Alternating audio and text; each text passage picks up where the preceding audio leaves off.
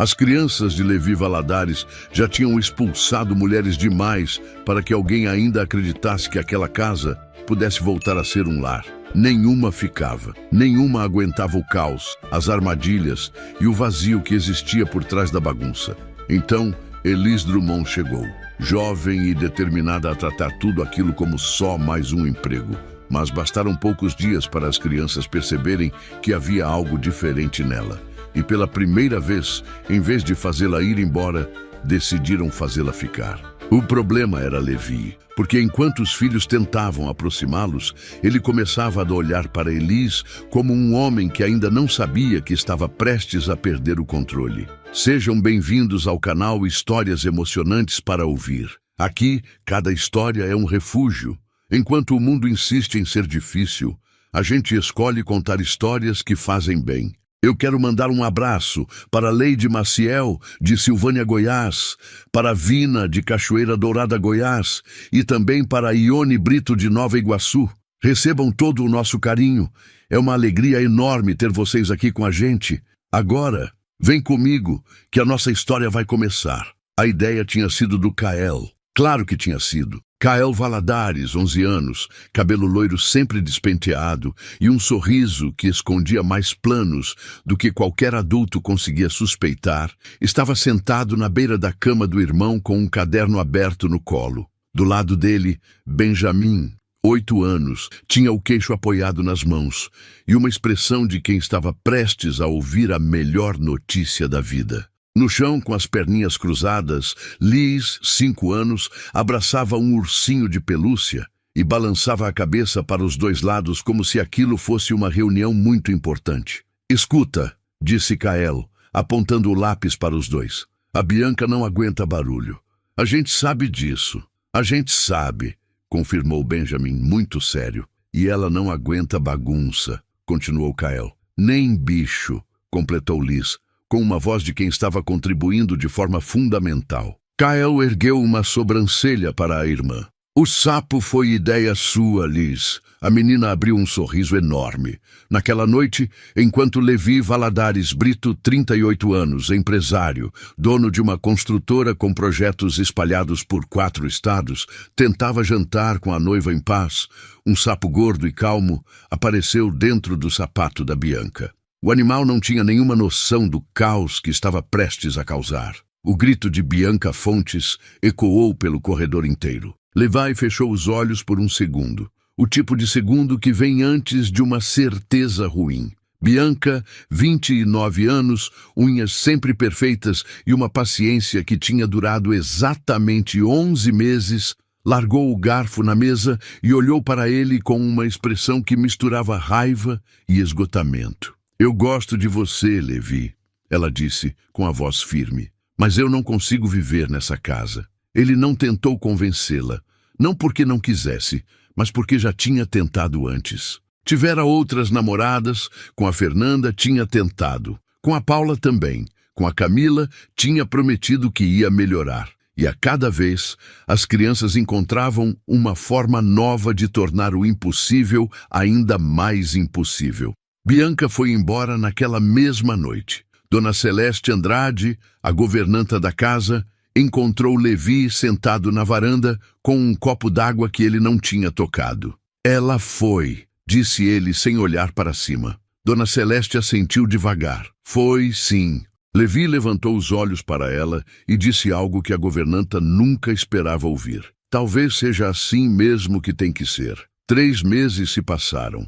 A casa na Barra da Tijuca seguia seu ritmo, barulhenta de manhã, caótica à tarde e estranhamente quieta à noite, quando as crianças dormiam e Levi ficava sozinho com os relatórios e um silêncio que ele nunca admitia sentir. Dona Celeste tinha um problema. A empregada anterior tinha pedido demissão para cuidar da filha que adoeceu em Minas Gerais. Encontrar alguém que aguentasse aquela casa não era tarefa fácil. E a governanta sabia disso melhor do que ninguém. Foi então que ela lembrou da afilhada. Elis Drummond Tavares tinha 26 anos, cabelos ruivos em ondas frouxas que chegavam quase ao ombro, olhos verdes como folha molhada de chuva e uma história que tinha a ver com recomeços. Tinha deixado São Paulo após um relacionamento que não deu certo, uma faculdade que precisava ser retomada e um sonho que ela ainda não tinha largado. Chegou ao Rio com uma mala e a sensação de que estava começando do zero. Dona Celeste não contou para Levi que era a afilhada. Disse que era uma jovem de confiança, responsável, com experiência em casa com crianças. Levi assinou a papelada sem muita cerimônia. Elis chegou numa segunda-feira de manhã. As crianças estavam na escola. A governanta fez o tour pela casa, mostrou cada cômodo, cada rotina, cada armário. E, enquanto falava, olhava para a afilhada com aquele olhar de quem sabe mais do que está dizendo. Eles são bons meninos, disse Dona Celeste. Mas? Perguntou Elis. A governanta sorriu. Mas são muito criativos. Quando as crianças chegaram da escola naquela tarde, Elis estava na cozinha com uma bandeja de pão de queijo quentinho.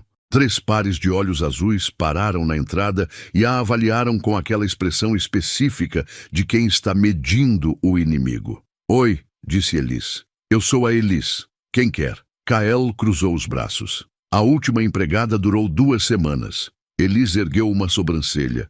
Eu vi essa história antes. Kael olhou para os irmãos com um sorriso lento e calculado. A guerra tinha começado, mas ele ainda não sabia que desta vez o inimigo era diferente. Na primeira semana, as crianças tentaram de tudo. Colocaram gelatina na cadeira de Elis. Ela sentou, levantou, olhou para a mancha roxa na roupa e disse com toda a calma do mundo: gelatina de uva, meu favorito. Alguém me ajuda a limpar? Benjamin, que esperava um grito, ficou com a boca aberta. Esconderam o aspirador de pó. Ela varreu a casa inteira com uma vassoura e ainda cantarolou durante o processo. Viraram o açúcar no corredor antes de ela chegar para trabalhar. Ela varreu, deixou secar, ajudou Liz a fazer um desenho enquanto esperava, e não disse uma palavra sobre o assunto.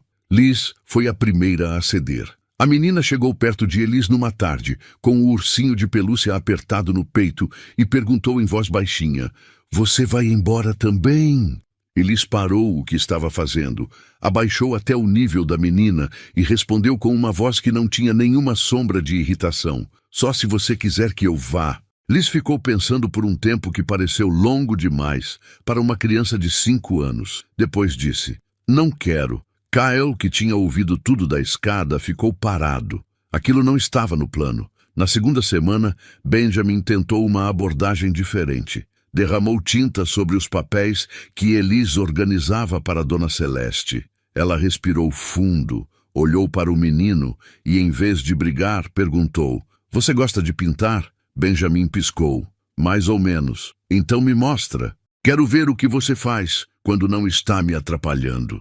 O menino coçou a nuca, sem saber o que fazer com aquela resposta. Naquela tarde, os dois ficaram na varanda pintando em folhas velhas, e Benjamin pintou um dinossauro verde, que ficou bonito demais para ser coisa acidental. Elis pregou o desenho na geladeira. Kael reuniu os irmãos no quarto naquela noite e disse com uma voz diferente de todas as outras vezes: "A gente precisa mudar o plano." O novo plano era diferente. Não era mais para afastar, era para aproximar. Decidiram que ela seria a namorada do pai. Kael tinha percebido antes dos outros, mas Benjamin e Liz chegaram à mesma conclusão sem precisar de muita explicação. Elis era diferente. Ela não tinha medo deles. Não fingia gostar. Não sorria daquele jeito forçado que as namoradas do pai tinham quando queriam parecer boazinhas. Ela simplesmente estava lá, inteira, real, sem tentar ser nada que não era. As crianças, que tinham destruído 4 relacionamentos com maestria, decidiram usar o mesmo talento em sentido contrário. "O pai precisa reparar nela", disse Kael, apontando o lápis para os irmãos, como numa reunião de estratégia. "Mas o pai nunca está em casa de dia", respondeu Benjamin. "Exato", disse Kael. "A gente vai mudar isso." O primeiro passo foi simples. Benjamin correu até o escritório de Levi numa manhã de sábado, respirando como se tivesse corrido uma maratona, e disse: "Pai, a Eli estava falando para Dona Celeste que o senhor é muito bonito." Levi baixou os olhos do computador. O quê? É.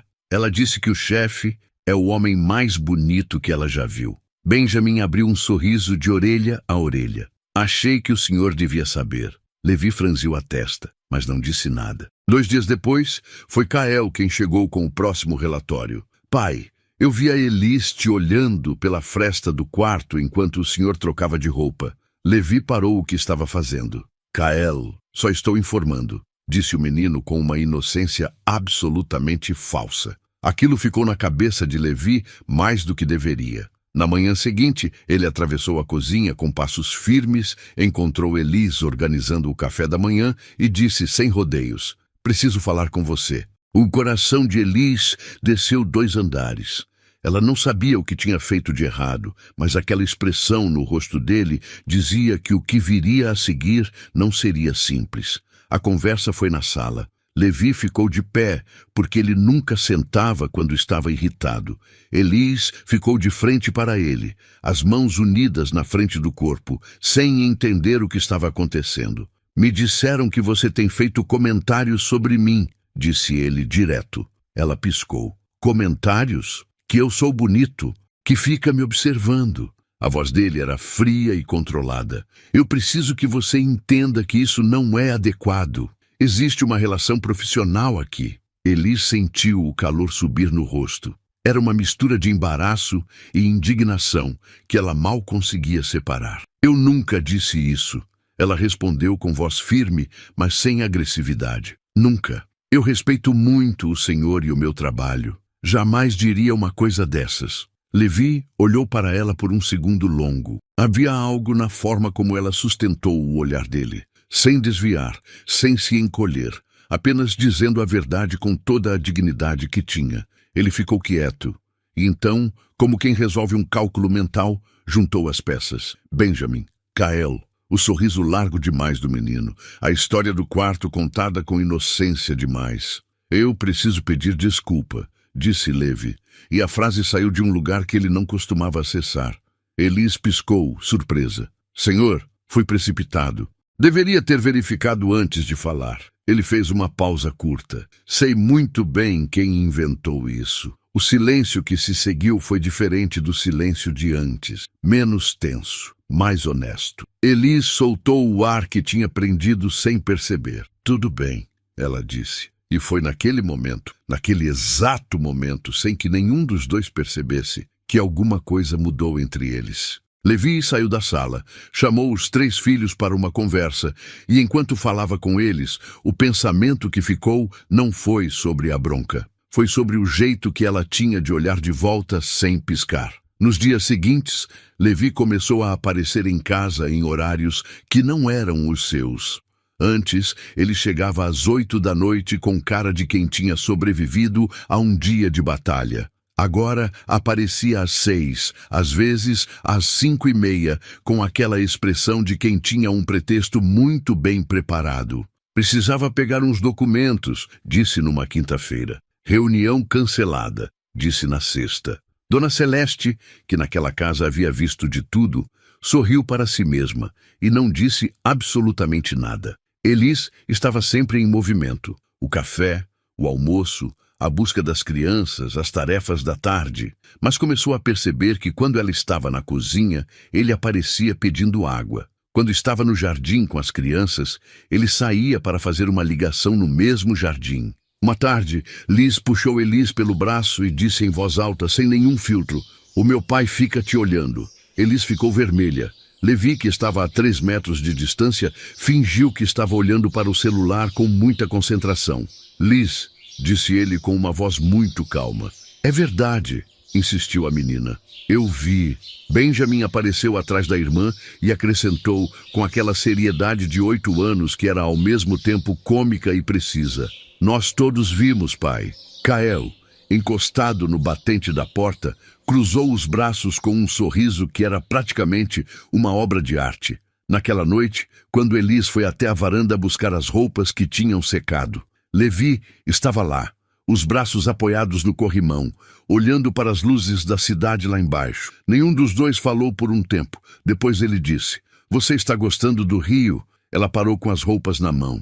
Estou, disse ela, mais do que esperava. Quando ela foi embora para dentro, Levi ficou no mesmo lugar e percebeu que tinha prestado atenção em cada palavra que ela disse. Não no que ela disse, mas em como ela disse. Havia uma tensão que nenhum dos dois nomeava.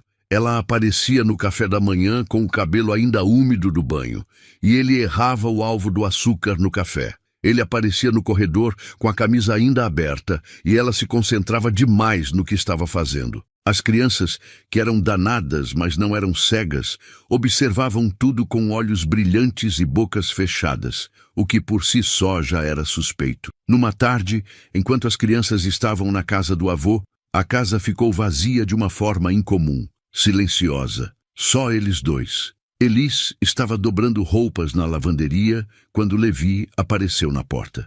Você não precisa fazer isso hoje, disse ele. Prefiro não acumular. Ela respondeu, sem parar. Ele ficou parado no batente por um momento. Depois entrou, pegou uma camiseta da pilha e começou a dobrar. Ela olhou para ele. O senhor não precisa... Eu sei, ele disse, e continuou dobrando. Ficaram assim por um tempo, lado a lado, na lavanderia pequena que não tinha espaço para os dois, sem que os braços quase se tocassem. O silêncio entre eles não era vazio. Era cheio de coisas que nenhum dos dois sabia como dizer. Por que você veio para o Rio? Ele perguntou de repente. Ela pausou por um segundo. Para recomeçar, ela disse. Recomeçar o quê? Ela ergueu os olhos para ele. Quase tudo. O olhar que ele devolveu durou tempo demais para ser educado e de menos para ser uma resposta. A mão de Levi alcançou a mesma camiseta que a mão dela ainda segurava. Nenhum dos dois recuou. Foi uma semana depois, numa tarde em que a casa estava quieta.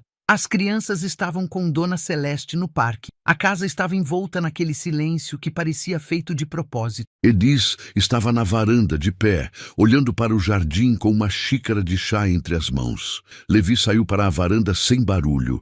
Ficou parado ao lado dela, tão perto que ela sentia o calor dele. Nenhum dos dois olhou para o outro por um tempo. Depois ele virou. Ela ainda estava com os olhos no jardim quando sentiu o olhar. Então virou também. A distância entre eles era pequena, menor do que deveria ser, e nenhum dos dois fez o movimento de aumentar. Levi levantou a mão devagar e afastou um fio de cabelo ruivo que tinha caído na bochecha dela. O toque foi leve, quase cauteloso, mas ela sentiu como se tivesse parado o tempo. Quando ele se aproximou, ela não recuou. O beijo foi suave no começo. Uma pergunta sem palavras que ela respondeu fechando os olhos. Depois veio a resposta dele, e o que tinha começado com cautela ficou intenso de uma vez, com a mão dele no rosto dela e a xícara de chá que ela esqueceu completamente de segurar. Quando ele afastou o rosto, estava olhando para ela de um jeito que ela nunca tinha visto antes naquele homem. Eu não sei o que estou fazendo, ele disse, com honestidade absoluta. Ela sorriu devagar. Eu também não, ela respondeu, mas eu quero descobrir. Queridos ouvintes, queremos fazer um aviso importante. O canal que está aparecendo na tela é o nosso canal oficial. Infelizmente, nossas histórias têm sido copiadas e repostadas sem autorização. Esta é uma história original, criada pelo canal Histórias Emocionantes para Ouvir, feita com muito cuidado para emocionar você. Se você encontrou este conteúdo em outro lugar, pesquise no YouTube por Histórias Emocionantes para Ouvir e se inscreva para acompanhar todas as histórias completas e originais. Conto com seu apoio. Nos 3 meses seguintes, eles tentaram ser discretos. Saíam nos dias em que Dona Celeste ficava com as crianças para um restaurante tranquilo no Leblon para uma caminhada. Levi segurava a mão de Elis em lugares onde ninguém conhecia, e ela ria de um jeito que ele não sabia que tinha sentido falta até que ouviu. Mas as crianças eram crianças, e crianças danadas são muito mais observadoras do que qualquer adulto consegue imaginar. Liz começou a notar que Elis ficava mais contente nos dias em que o pai ficava mais tempo em casa. Benjamin percebeu que o pai parou de olhar para o celular durante o jantar. Kael, que tinha 11 anos e um instinto afiado, viu o pai chegar tarde da noite com uma expressão que ele nunca tinha visto antes. Leve, tranquila, quase aliviada. Numa tarde de sábado, quando Levi e Elis chegaram juntos da padaria, tendo saído separado, como de costume, e se encontrado por acaso, os três estavam sentados no sofá da sala, com aquela cara de quem estava esperando. A gente já sabe, disse Kael. Levi parou. Sabe o quê?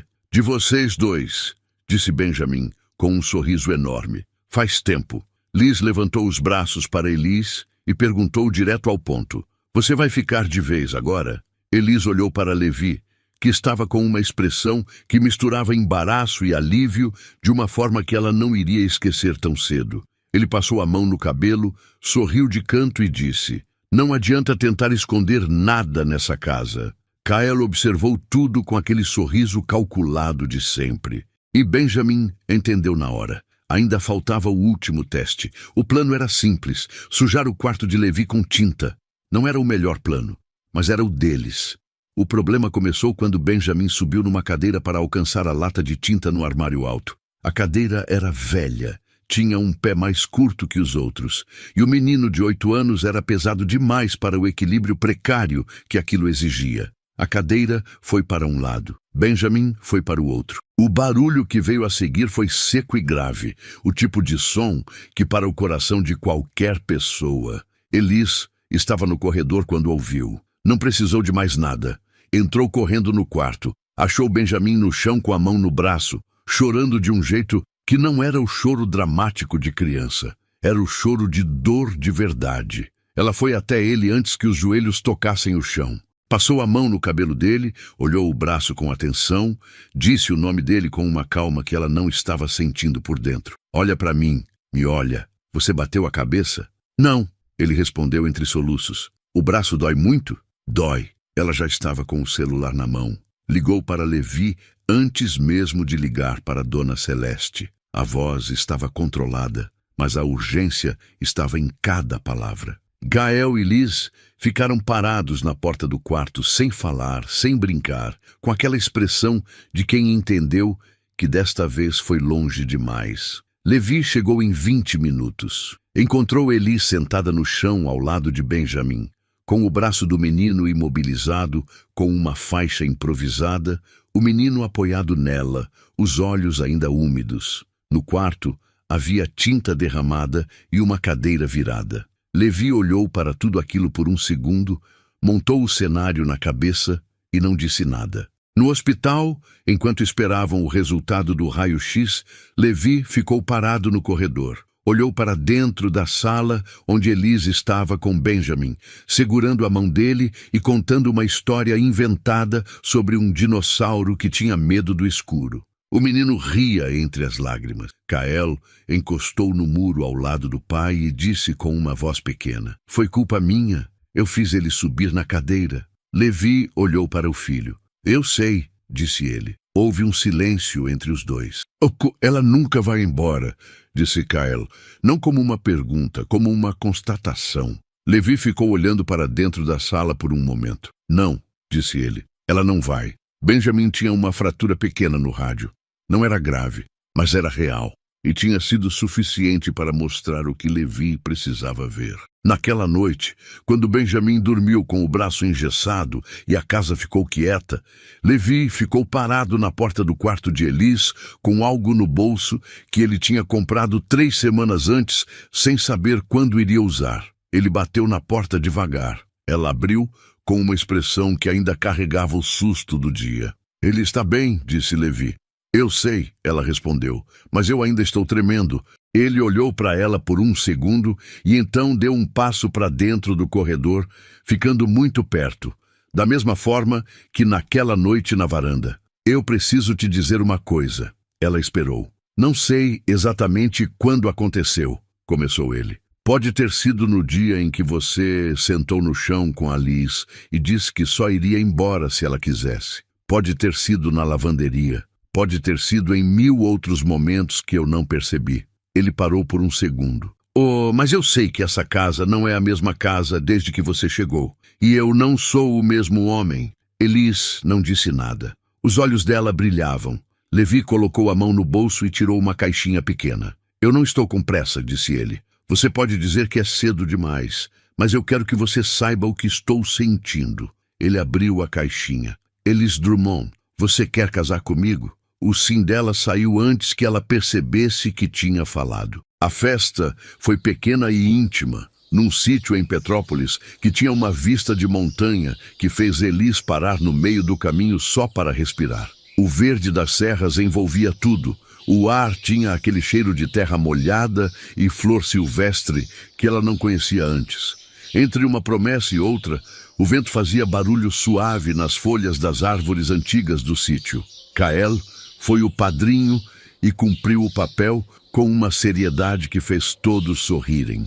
Benjamin, com o braço ainda com a última semana de proteção, quase tropeçou no caminho até o altar e arrancou gargalhadas de todos. Liz jogou as pétalas com tanta concentração que parecia estar realizando uma cirurgia. Dona Celeste ficou na última fileira com um lenço na mão e um sorriso que durou o dia inteiro. 5 anos depois, Elis concluiu a graduação em Direito com o marido na primeira fila e 3 crianças segurando cartazes feitos à mão.